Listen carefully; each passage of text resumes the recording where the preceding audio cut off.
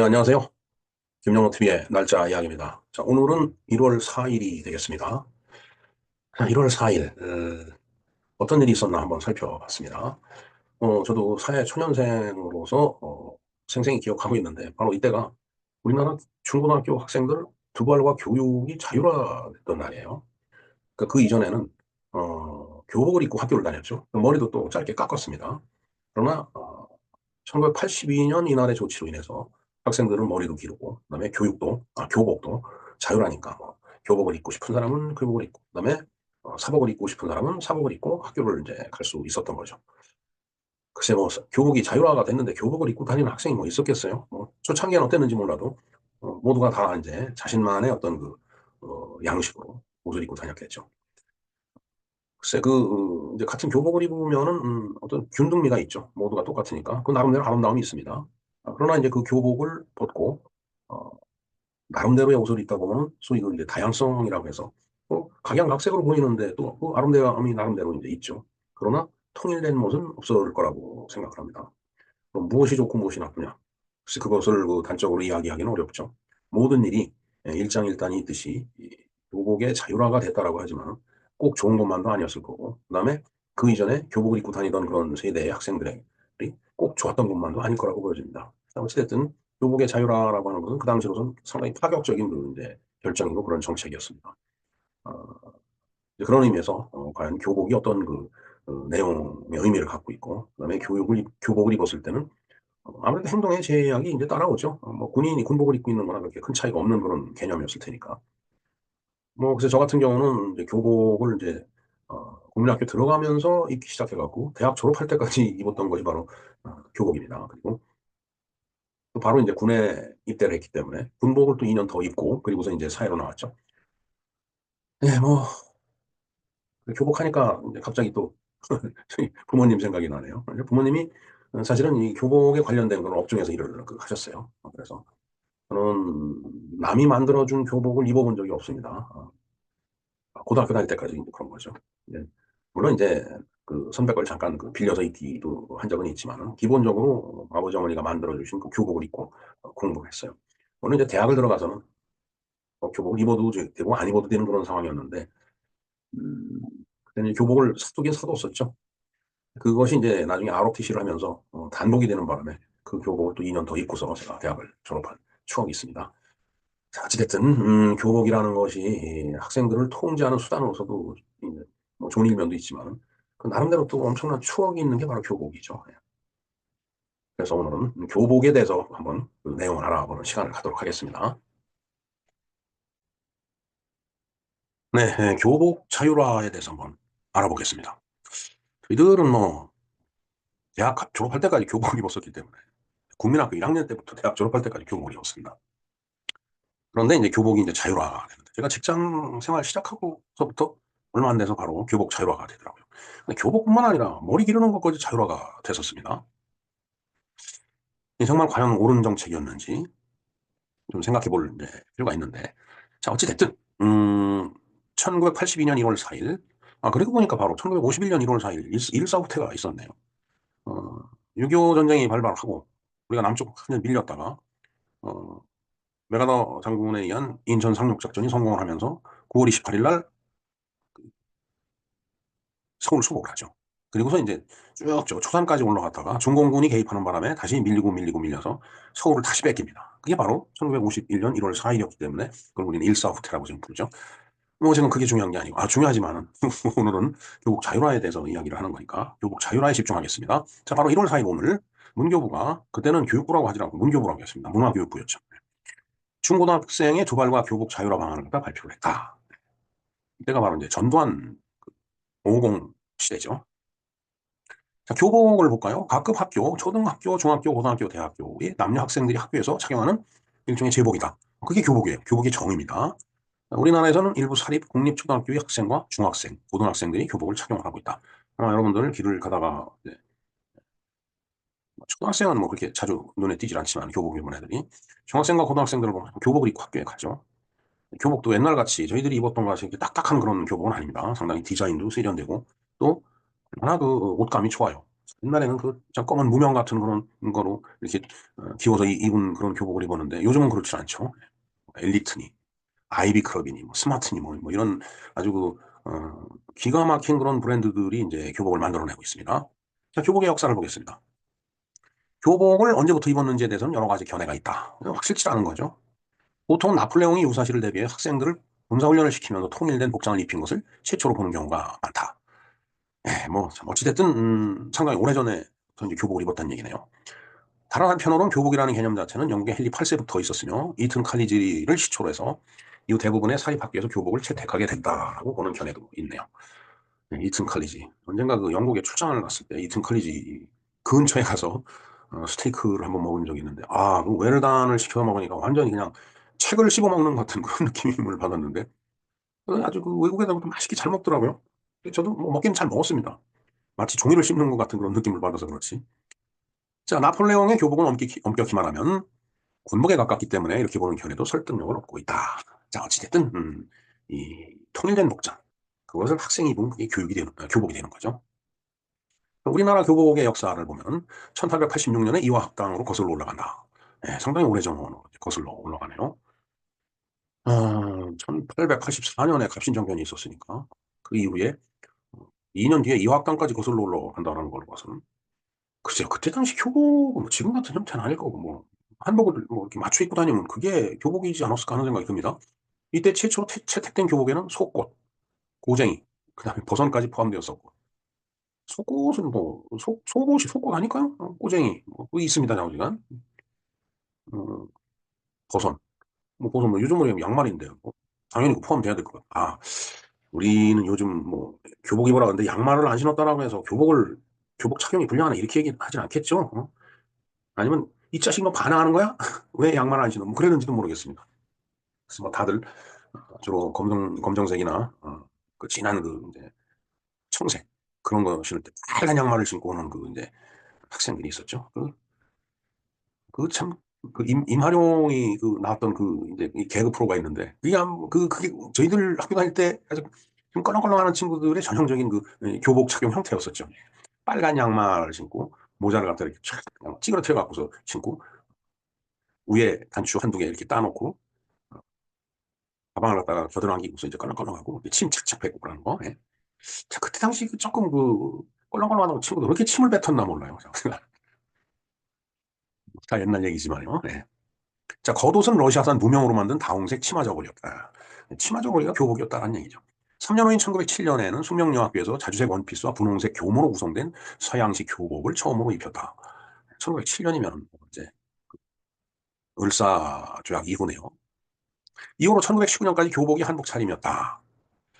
음, 글쎄요, 숙명여학교를 빼고서는 대부분 이제 한복 차림으로 이제 교복을 입었는데, 이제 그러면서 이제 1920년부터 모든 교복이 양복으로 바뀌었다.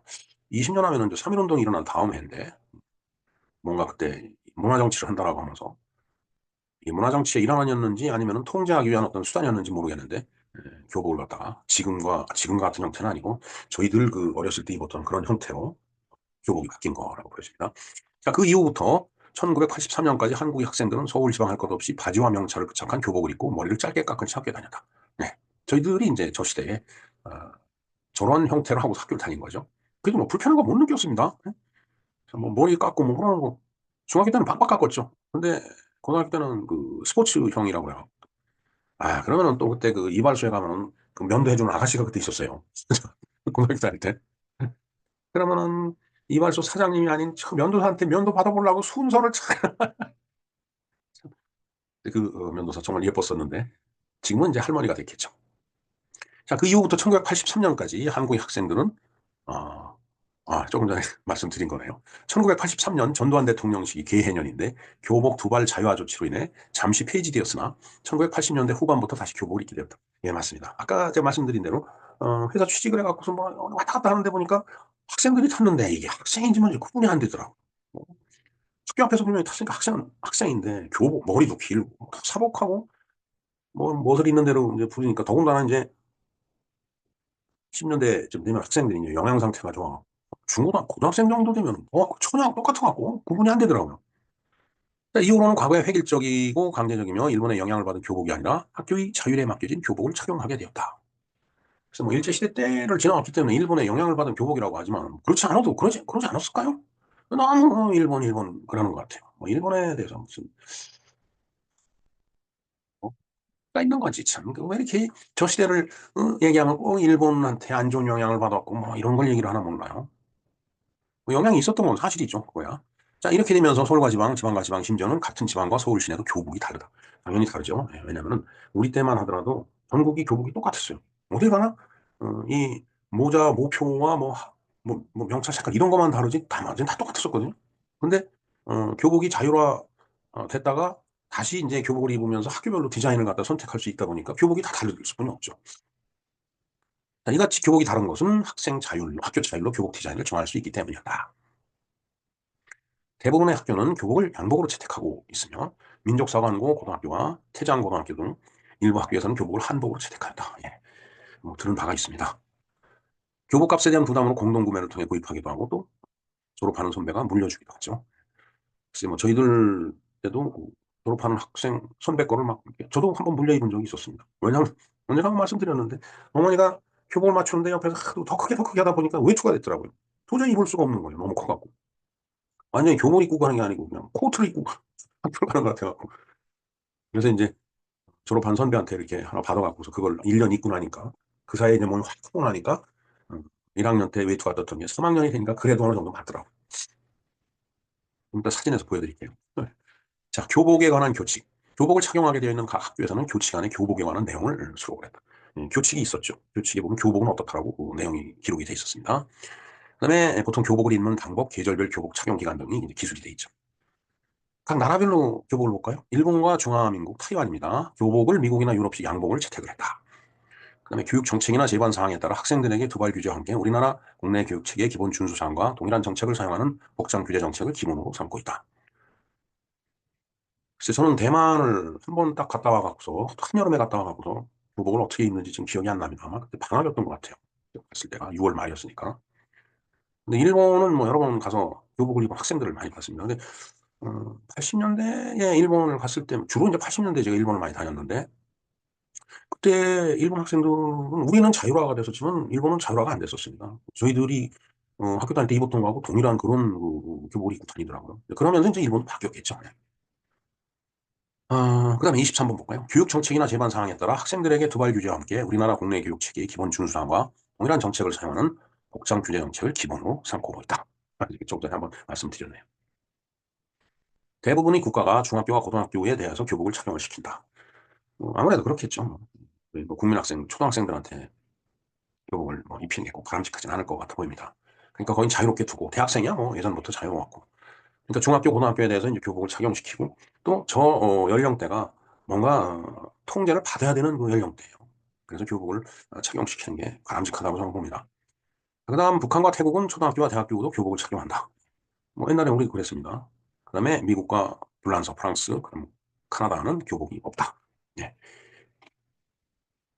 미국에서는 교복 입은 걸 못 봤습니다. 진짜. 자, 나이 교복에 대한 추억. 한번 저희들도 교복을 입고 큰 세대니까 한번 과거를 좀 돌아보겠습니다. 자, 예전에는 교복 스타일이 동일했죠. 전국적으로 동일했습니다. 그러니까 기성복이 아닌 맞춤복 형태로 제작을 했어요. 이게 디자인에 다 다르면은 각각 다 맞춰 입어야 되겠지만, 물론 그것도 뭐 기성복 스타일로 할 수 있죠. 근데 이제 저희 때는 뭐 전국적으로 다 똑같았으니까. 자, 그때 이제 국민학교 다닐 때 동복은 검은 상의입니다. 명찰과 둥근 카라가 있었어요. 그리고 가슴에 매단 손수건이 있었죠. 둥근 카라. 좀 이따 사진으로 보여드릴게요. 그 다음에 가슴에 매단 손수건. 이건 그때 하도 콧물 흘리니까 콧물 닦으라고 이제 가슴에다가 손수건을 딱 매달아줬는데 저때 국민 학생들의 어떤 그 상징이라고 할까? 전부 그 가슴에 손수건 매달고 다니는 거. 참 그런 시대도 있었습니다. 지금이니까 참 아이들이 정말 깨끗하고 예쁘고 그렇지. 저희들 다닐 때마다 엉망진창했어요. 그 다음에 이제 검은 바지를 입고 다니는 거죠. 자, 근데 저 상의 바지 이 옷감이 마치 무명이지, 무명. 사실 추울 때는 그렇게 추울 수가 없어요. 뭐 겉옷 뭐 이런 걸 입어야 되는데 지금같이 뭐 터옷도 아니고 참 정말 춥게 살았는데 오히려 지금같이 추위를 느끼지 못했던 것 같아요. 그때는 이 몸이 추위에 이렇게 저항할 수 있는 그 저항력이 있었던 것 같습니다. 자, 하복은 전 국민학교 때 하복이 없었던 것 같아요. 그냥 뭐 짧은 옷 입고 다녔던 것 같고 그냥 진짜 저 때는 교복이랑 러닝셔츠 입고 학교 가고 그랬습니다. 그것도 친구들하고 장난하다가 쭉 찢어지면 참 찢어진 상태로 돌아다니고 모르겠어요. 도시에서 큰 학생들은 어땠는지 몰라도 시골은 그랬습니다. 자, 모자는 이제 검은 모자에다가 모표를 이렇게 붙이고 있었죠. 그 학교의 상징인 모표가 있었습니다. 중학교를 들어가니까 중학교도 역시 검은 상의에 검은 바지였습니다. 상의에는 명찰과 흰 플라스틱 카라가 있습니다. 이것도 조금 이따 한번 사진을 한번 볼까요? 구분이 잘 되는지 모르겠지만은. 그 다음에 이제 왼쪽인지 오른쪽인지 지금 기억이 명확하지 않은데 학년 표시가 1, 2, 3 학년 표시 붙어 있고, 그 다음에 학교 배지가 또 붙어 있었어요. 그 다음에 이제 검은 바지. 저희들 중학교 다닐 때는 학생들이 주머니에 손 넣고 다닌다고 추운 겨울에 특히 주머니를 다 이렇게 꼬매버리는 그런 조치를 취했었습니다. 그래서 주머니에 손을 넣지 못하고 다녔어요. 지금 같으면 뭐 쌩 난리를 쳤을 겁니다, 아마. 자, 하복은 파란 상의, 회색 바지였어요. 상의에는 명찰과 학년 표시 학교 배지가 붙어 있었고요. 그 다음에 모자는 검은 모자와 모표였는데, 저 흰 둥근테라고 하는 것은, 제 중학교 다닐 때 그 학교 교모가, 어, 그 위에 이제 이렇게, 예, 그 모자, 뚜껑 같은 거를 이렇게 이제, 이렇게 씌워갖고 모자를 만들잖아요.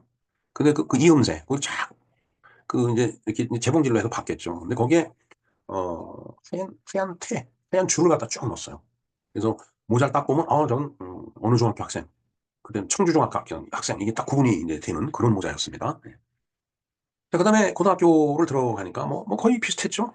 동복 검은 상의는 명찰과 흰 플라스틱 컬러가 있었고, 학년 표시, 학교 배지 있었고, 그 다음에 검은 바지를 입었죠. 하복은 역시 파란 상의, 명찰, 학년 표지, 학교 배지, 회색 바지. 다른 학교에서는 하얀 상의를 입은 학교도 이제 있었던 걸로 기억이 됩니다. 저희들은 파란 걸 입었어요. 그 다음에 이제 그때는 교련이라는 게 있었습니다. 교련복은 이제 깨구리 무늬죠.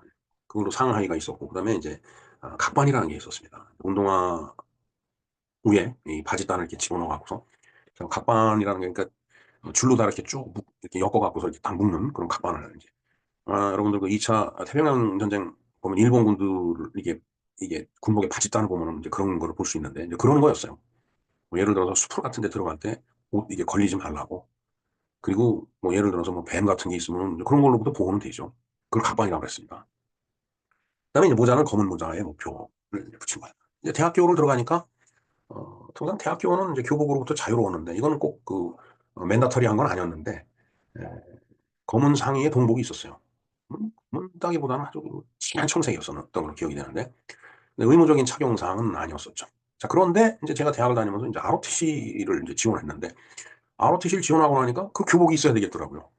그 교복이 이제 동복 역할을 해갖고 검은 동목의 대학교의 그 동복의 명찰과 연차 표시. 그러니까 작대기를 세로로 3개 한 거와 4개 한 게 있죠. 3학년은 3개고 4학년 4개인데 연차, 1년차, 2년차 이렇게 이제 구분합니다. 그리고 이제 당연히 검은 상하의를 입어야 되고 검은 구두, 양말도 검은 계통.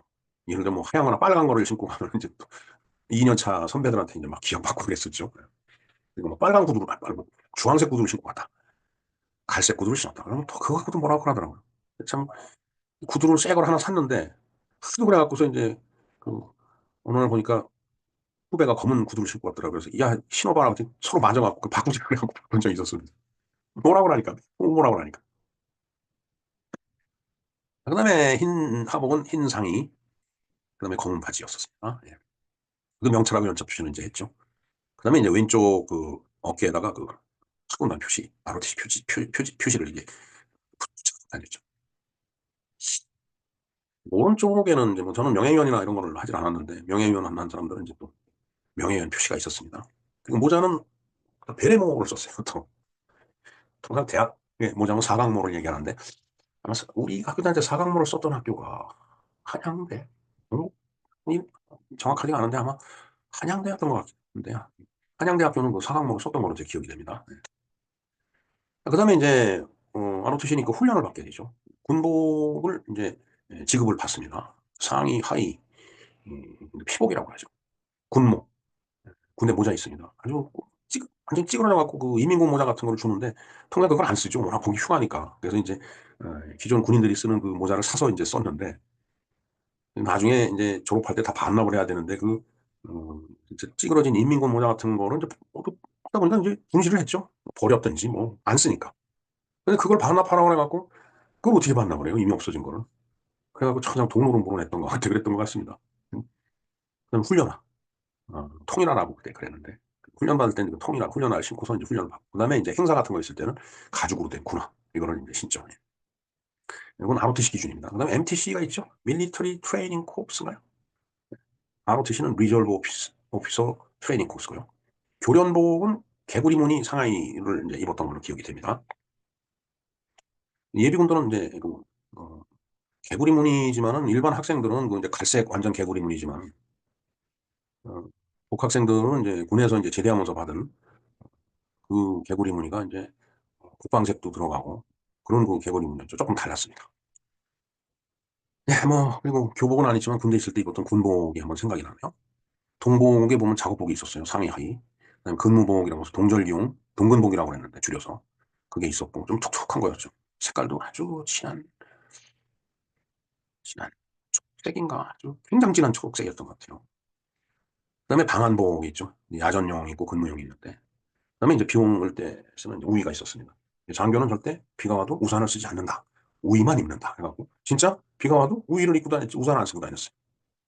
그게 뭐 규정이 있는지 모르겠는데 그때 그런 말을 들어서 또 그렇게 하고 다녔죠.